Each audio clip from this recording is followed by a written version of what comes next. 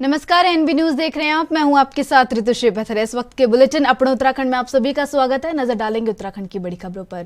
उत्तराखंड के मुख्यमंत्री पुष्कर सिंह धामी ने कहा कि आगामी 30 जून तक समान नागरिक संहिता का ड्राफ्ट तैयार हो जाएगा। उन्होंने कहा कि जिस तरह से कमेटी का काम कर रही है, ऐसे में समान नागरिक संहिता का ड्राफ्ट तैयार हो जाएगा। उन्होंने कहा कि जिस तरह से कमेटी काम कर रही है, ऐसे में समान नागरिक संहिता का ड्राफ्ट जल्द तैयार होने जा रहा है। उनका कहना है कि जो ड्राफ्ट उत्तराखंड सरकार लागू करने जा रही है, देश के दूसरे राज्यों की सरकारों को भी समान नागरिकता संहिता को लागू करना चाहिए। बता दें कि उत्तराखंड में समान नागरिक आचार संहिता को लेकर पिछले चुनाव के दौरान मुख्यमंत्री पुष्कर सिंह धामी ने बयान दिया था, जिसमें उन्होंने कहा था कि प्रदेश में दोबारा से बीजेपी की सरकार बनने के बाद जिस दिशा में तेजी से कदम बढ़ाए जाएंगे, वही दूसरी तरफ उत्तराखंड में समान नागरिक संहिता पर सियासत शुरू हो गई है।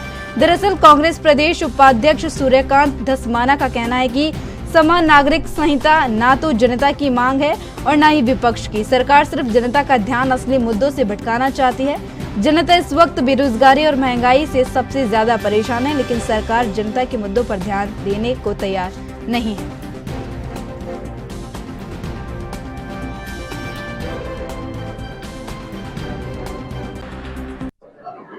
30 जून तक हमको उसका ड्राफ्ट मिल जाएगा। जो कमेटी ने हमको अश्वर किया है कि हम 30 तारीख तक ड्राफ्ट तैयार कर लेंगे, उसके बाद हम उस पर आगे कार्रवाई करेंगे कि समान नागरिक संहिता हमारे यहाँ तो लागू हो, और सबसे हम अपेक्षा करेंगे कि पूरे देश के अन्य राज्य भी उसको लागू करें। ठीक है सर। देखिए, कांग्रेस की तो कोई ये मांग थी नहीं कि समान नागरिक संहिता लागू करिए। उत्तराखंड की जनता की भी कोई ऐसी मांग नहीं है कि समान नागरिक संहिता लागू करिए। तमाम धार्मिक स्थानों को उजाड़ने का, चाहे वो मज़ारे हो, चाहे वो मंदिर हो, चाहे वो मठ हो, कांग्रेस की तो कोई मांग नहीं थी। आप ऐलान कर रहे हैं कि हम मज़ारे उखाड़ रहे हैं, हम धार्मिक स्थान जो इंक्रोचमेंट में उनको उखाड़ रहे हैं, ये हमारी कभी मांग नहीं रही। उत्तराखंड की जनता की तो ये मांग है कि भैया, भर्ती घोटाले में जो अपराधी थे, हाकम सिंह, संजय धारीवाल, जो भारतीय जनता पार्टी के पदाधिकारी थे, उनके पीछे किन लोगों का हाथ था, उसका तो पर्दाफाश करो। उत्तराखंड के करोड़ों नौजवान, उत्तराखंड के लाखों नौजवान जिनके आपने विश्वास पर विश्वासघात किया है, उसके बारे में आप कुछ बोल नहीं रहे।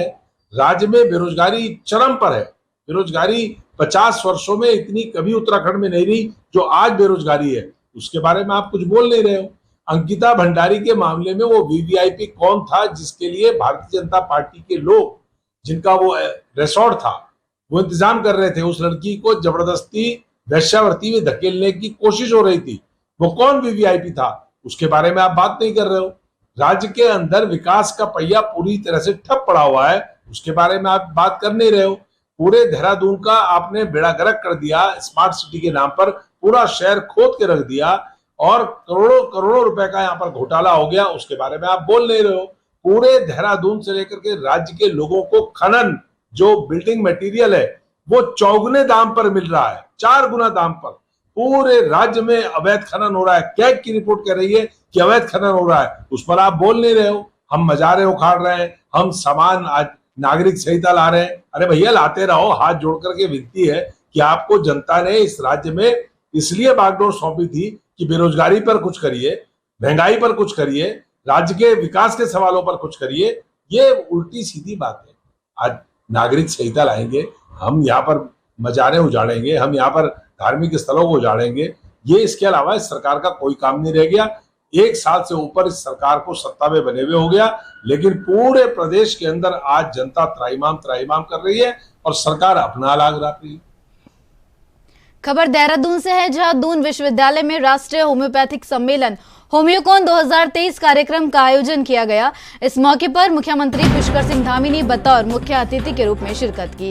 इस दौरान केंद्रीय राज्य मंत्री अश्विनी कुमार चौबे भी उपस्थित रहे। मुख्यमंत्री पुष्कर सिंह धामी ने कार्यक्रम की शुरुआत दीप प्रज्वलित कर की।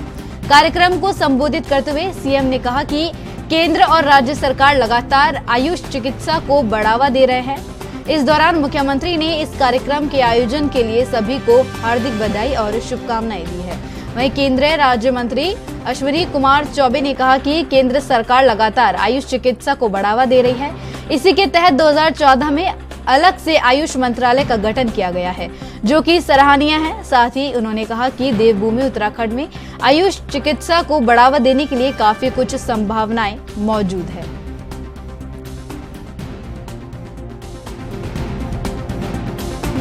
आज होम्योकॉन 2023 यहाँ पर आयोजित हुआ। इसमें हमारे बहुत सारे होम्योपैथी से जुड़े हुए, चिकित्सा क्षेत्र में जुड़े हुए अनेकों विशेषज्ञों ने और इस क्षेत्र में काम करने वाले लोगों ने भाग लिया है। तो निश्चित रूप से ये उत्तराखंड जहाँ देवभूमि है, वहीं ये आयुष भूमि भी है, आयुष के साथ साथ योग भूमि भी है।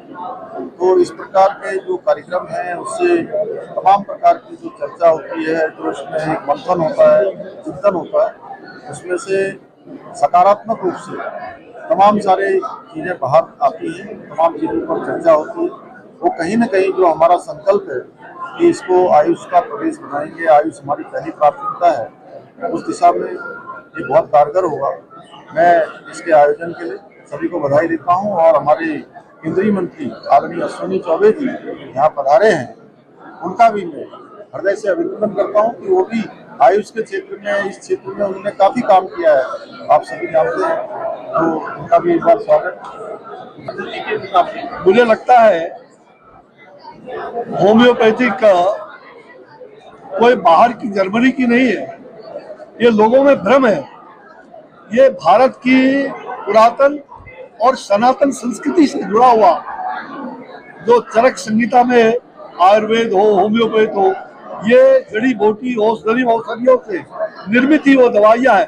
भले हमारे जर्मन के विद्वान ऐसे चिकित्सक हनुमान ने पूरे दुनिया में इसको आगे बढ़ाया, लेकिन ये हमारी परंपरा है। और मैं तो बिहार का, जब मैं स्वास्थ्य मंत्री रहा, मैंने होम्योपैथ, आयुर्वेद, आयुष और तमाम विधा को एक साथ लेकर इंटीग्रेटेड हेल्थ पॉलिसी को बनाने के लिए हमने पूरे देश की, पूरे बिहार की यात्रा की थी। और आज मेरे भारत सरकार में मैंने स्वास्थ्य मंत्रालय का भी जिम्मेवारी हमारी छोटी सी थी।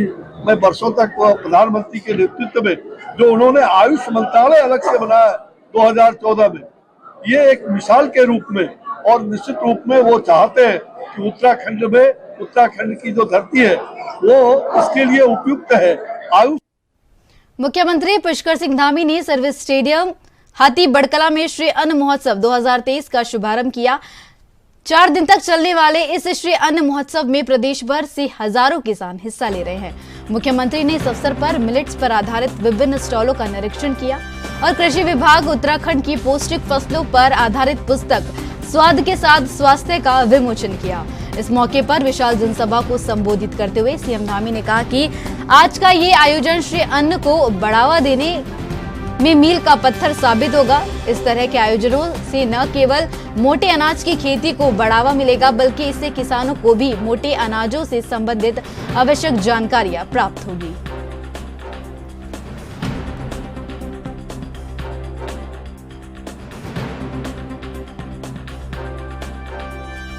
भाइयों बहनों, हमारी सरकार राज्य के जितने भी पर्वतीय जिलों के कृषकों से मड़वा, झिंगोरा, चौलाई जैसे मोटे अनाजों को जो न्यूनतम समर्थन मूल्य है उस पर क्रय कर रही है, और साथ ही किसानों को इसका ऑनलाइन भुगतान भी हमने सुनिश्चित किया है। इससे न केवल यहाँ किसानों की आय में बढ़ोतरी हो रही है, मिलेट उत्पादों को प्रोत्साहन मिल रहा है, इसके साथ साथ हमारे देवतुल्य जनता मिलेट के जो पौष्टिक गुण हैं उनसे लाभान्वित हो, इसके लिए हम सार्वजनिक जो वितरण प्रणाली है उसको विकसित करने का काम भी हमारी सरकार कर रही है। भाइयों बहनों, उत्तराखंड की जलवायु के अनुसार जो मिलेट की खेती है उसका प्रोत्साहन करना अत्यंत महत्वपूर्ण है, ताकि हमारा प्रदेश मिलेट उत्पादन के क्षेत्र में शीर्ष पर पहुंचे। और जो हमारा लक्ष्य है या जो हमने संकल्प लिया है कि आने वाले समय में हम हर क्षेत्र में देश के अग्रणी राज्यों में हमारा नाम आए, उसी प्रकार से राज्य की उन्नति में भी ये मिलेट का उत्पादन, मिलेट की खेती उसकी भागीदार बने। और इसको लेकर सरकार ने मिलेट को प्रोत्साहन करने के लिए और इसको आम जन के भोजन में शामिल करने के उद्देश्य से लगभग 73 करोड़ की धनराशि स्टेट मिलेट मिशन। काशीपुर नगर के समस्त कांग्रेस कार्यकर्ताओं ने कर्नाटक विधानसभा चुनाव में कांग्रेस की जीत पर खुशी का इजहार करते हुए एक दूसरे को मिष्ठान वितरित किए और जश्न मनाते हुए पटाखे फोड़े। इस दौरान काशीपुर के कांग्रेसियों में भी भारी खुशी देखी गई। वरिष्ठ कांग्रेसी नेता अरुण चौहान ने सबसे पहले केंद्र के शीर्ष नेताओं का आभार व्यक्त करते हुए कहा कि कर्नाटक की जीत विकास की जीत है।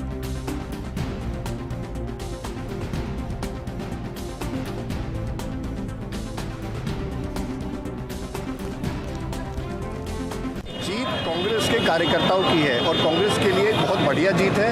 तो 2024 में हमें सफलता के लिए तैयारी कर रहे हैं। सबसे पहले तो आपके चैनल के माध्यम से कर्नाटक की महान जनता का धन्यवाद और शुक्रिया अदा करना चाहता हूं कि वहां की जनता ने इन सांप्रदायिक पार्टियों को जो इस हिंदुस्तान के कौमी एकता को बिगाड़ना चाहती है उनके मुंह पर करारा तमाचा मारा। मैन सिर्फ कर्नाटक की जनता को जाता है क्योंकि कर्नाटक की जनता ने बहुत सोच समझ करके वोट दिया है और जो लोग फासिस्ट पार्टियां हैं, फिरका परस्त पार्टियां हैं, उनको जवाब दिया है। उन्होंने एक ईमानदार और सही सरकार को लाने का काम किया है और इसमें मुख्य सिर है भारत जोड़ो यात्रा, राहुल गांधी जी, प्रियंका गांधी जी और वहाँ के जो शीर्ष के नेता हैं उन्होंने बहुत मेहनत की है और एकजुटता का पैगाम दिया है और एकजुट होकर के कांग्रेस कर्नाटक विधानसभा चुनाव 2024 के लिए एक मील का पत्थर साबित होगा और कर्नाटक की इस जीत से प्रत्येक कार्यकर्ता अपने आप को ऊर्जावान उत्साहित महसूस कर रहा है। इस ऊर्जा का इस्तेमाल हम आगे आने वाले चुनावों में हम संगठन को मजबूत करने के लिए। देखिए, पहले तो मैं कर्नाटक की जनता को और कांग्रेस कार्यकर्ताओं को धन्यवाद देता हूं और बजरंगबली की कृपा हुई है। और मैं ये कहना चाहता हूं, बेरोजगार, महंगाई जो जिस तरीके से पूरे देश के अंदर चल रही है उसका ये परिणाम है। कांग्रेस को जनता जानती है, उसकी नीति है, एक सोच है, उसके हित वो काम करती है। जनता जान चुकी है। ये खाली बयानबाजी से और खाली जुमलेबाजी से जो है जनता समझ गई है कि काम होने वाला नहीं है। अब उसको पता चल गया है कि धरातल पर जो काम करती है वो एक। कर्नाटक में कांग्रेस पार्टी के बहुमत के आंकड़े को पार करने के बाद कांग्रेस कार्यकर्ताओं में खुशी की लहर है। अल्मोड़ा में कांग्रेसियों ने आतिशबाजी और मिष्ठान वितरण कर खुशी का इजहार किया। इस मौके पर जिलाध्यक्ष भूपेंद्र भोज ने कहा कि कर्नाटक में प्रधानमंत्री और बीजेपी असल मुद्दों से लोगों का ध्यान भटकाने की कोशिश की है, लेकिन कर्नाटक की जनता ने बीजेपी को नकार दिया और अपने मताधिकार से बीजेपी को इसका मुंहतोड़ जवाब दिया।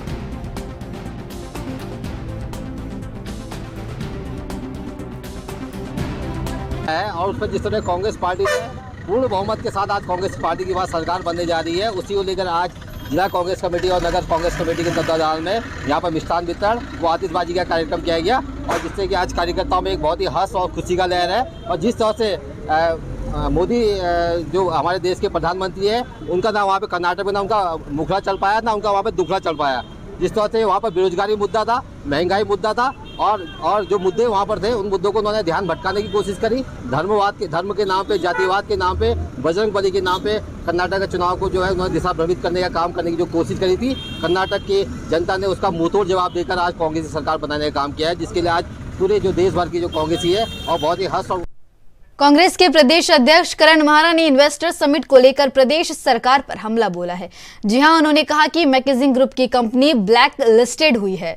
अभी हाल ही में उस पर ईडी का छापा पड़ा है। मुख्यमंत्री यहां पर ऐसे ग्रुप लेकर आ रहे हैं। उन्होंने कहा कि जब IAS PCS हमारे पास है, जो वेल एजुकेटेड है, जिनकी विशेष ट्रेनिंग हुई है, उनको ये टास्क दिया जाए, आप काम करिए तो वह करेंगे। उन्होंने कहा कि कभी आप स्पेशलिस्ट रखना चाहते हैं, कभी आप विशेषज्ञ को रखना चाहते हैं, कभी आप मैगजीन को अंदर लाना चाहते हैं। सरकार उनको बिना बात के 100 करोड़ रुपए दे रही है। 4 महीने बीत जाने के बाद भी एक पेपर का दस्तावेज अभी तक नहीं आया है जो उन्होंने बना दिया है। इसके अलावा 70 से 80 लाख रुपए तनख्वाह उत्तराखंड सरकार अपने अधिकारियों और कर्मचारियों को देती है। ये सब घोटाले हैं। आने वाले समय में जब नई सरकारें आएंगी तब इनको खोलेंगी।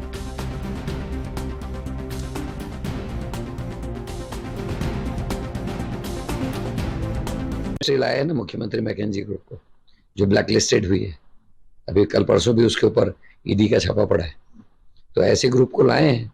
जब आईएएस और पीसीएस लॉबी हमारे पास है, जो वेल एजुकेटेड हैं, जिनकी विशेष ट्रेनिंग हुई है, उनको अगर ये टास्क दिया जाए कि आप करिए तो करेंगे।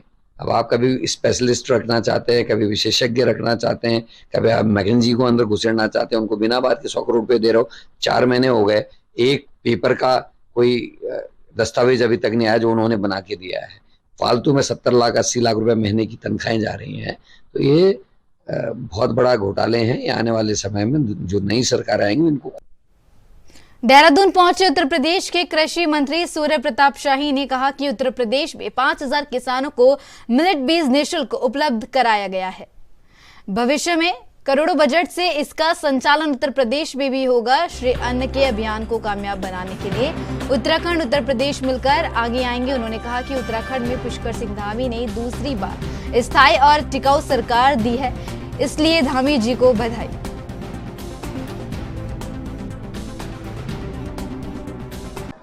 देखिए, उत्तराखंड के भीतर प्राकृतिक रूप से जो है वो श्री अन्न की और प्राकृतिक खेती होती रही है, तो स्वाभाविक रूप से यहाँ पर अभी भी उस प्रकार के उन्नतशील और शुद्ध बीज एक धरोहर के रूप में उत्तराखंड के भीतर हैं। यहाँ के बहुत सारे ऐसे बीज हैं जिनको हम ले जाकर के उत्तर प्रदेश में लगाना चाहेंगे। यद्यप उत्तर प्रदेश में अभी भी 11 लाख हेक्टेयर के भीतर हम श्री अन्न की खेती करते हैं और इस साल 46,000 मीट्रिक टन की खरीदारी भी हम लोगों ने एमएसपी पर योगी आदित्यनाथ जी की सरकार ने किया है।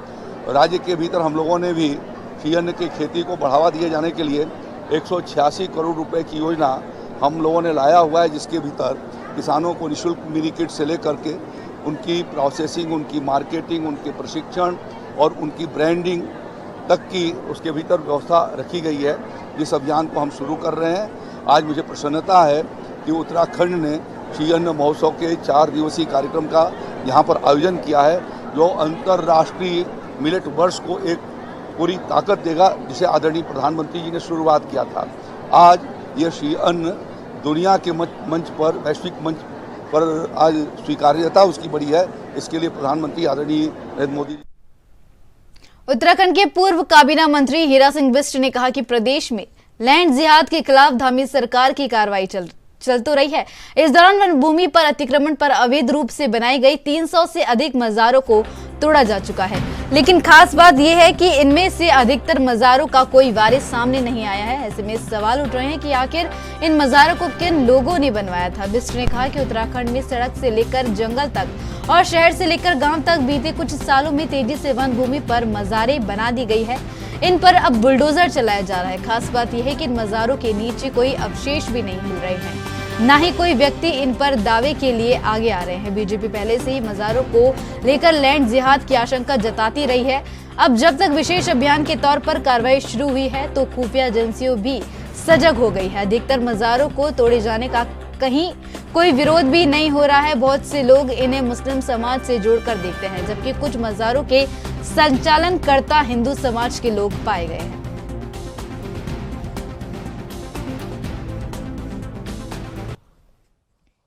हाँ, एक मज़ारों को हटाने का अभियान मुख्यमंत्री जी ने यहाँ पर चला रखा। अगर वो सार्वजनिक संपत्ति है, सरकारी संपत्ति को उपयोग नहीं है, लेकिन हमारा तो कहना है संविधान के हिसाब से हर एक धर्म की भावना का भी सम्मान करना जरूरी है। ये नहीं है कि हम धार्मिक भावना उन्माद के आवेश में आकर अनावश्यक रूप से प्रदेश में या देश में अशांति फैलाएं, और वो फिर मामला रुकेगा नहीं। उसका भी ध्यान विशेषकर हमको रखना है। कहीं आपत्ति नहीं है, कुछ नहीं है। वैसे ये हटाने का अभियान तो केवल हिंदू वोटों को खत्म करने का, हिंदुओं के मंदिर ही तोड़े हैं क्या? बताओ ना, अगर सार्वजनिक जगह पर हिंदुओं के मंदिर ही बने तो तोड़ेंगे उनको? तो इसलिए उस बात का सम्मान करना चाहिए। ये कोई अभियान नहीं है। अनावश्यक रूप से जमीन घेर रखी, सरकारी जमीन घेर रखी, वो बात अलग है। उस पर आप स्कूल बनाइए, अस्पताल बनाइए, लेकिन हो नहीं रहा, वो नहीं हो रहा। आप केवल तो हटाने के नाम पर अपना श्रेय लेना चाह रहे कि हमने इतनी मज़ारें तोड़ दी, इतने मस्जिद तोड़ दी। ये करके इससे देश नहीं चलेगा। ये बहुत छोटी मानसिकता का परिचय है।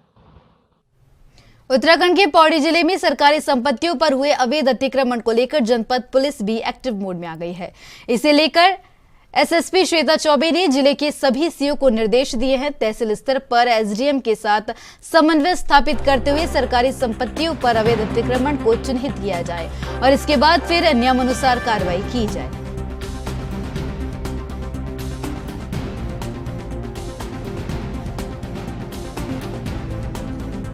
सरकारी संपत्ति पे अतिक्रमण हो रखे हैं उनके चिन्हीकरण की कार्रवाई जो है उनको संबंधित क्षेत्राधिकारी को बताया गया है कि अपने अपने जो उनके एसडीएम्स हैं उनके साथ समन्वय स्थापित करते हुए जो विभाग हैं जहां पे जो जिन सरकारी भूमि पे अतिक्रमण हो रखा है, भले ही पीडब्ल्यूडी हो, फॉरेस्ट है, उसका चिन्हीकरण जो है वो डिटेल में करवा लें और उसके बाद फिर अतिक्रमण मुक्त की जो कार्रवाई है।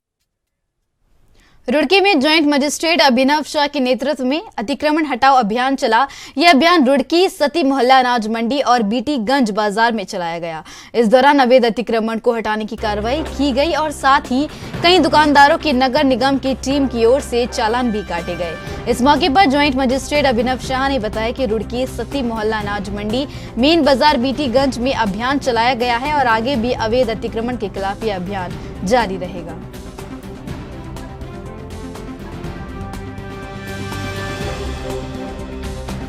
लगातार इसमें कार्रवाई कर रहे हैं। पिछले विगत 1 महीने से हम पूरी ये कार्रवाई कर रहे हैं अतिक्रमण। आज हमने पूरी बीटीगंज मार्केट है, सती मोहल्ला है और आपका अनाज मंडी है, उस एरिया में पूरी कार्रवाई करी है। जो भी दुकानें हमें लगा है कि बिल्कुल अतिक्रमण है और दीवारें भी आगे तो हमने सारी तोड़ी भी हैं और उनको नोटिस भी दिया और चालान भी दिया। आगे भी जारी रहेगा? बिल्कुल आगे भी जारी रहेगा। ये लगातार करते रहेंगे ये कार्रवाई ताकि बड़े शहर में उससे लोगों को निजात मिले। ठीक है, तो अगर ऐसा है तो इसमें भी हम कार्रवाई करेंगे। इमीडिएटली वो दुकानें या तो तोड़ेंगे या फिर। और मेरे साथ बुलेटिन में बस इतना ही। देश विदेश की तमाम और अहम बड़ी खबरों के लिए बने रहिए ANB न्यूज़ पर। नमस्कार।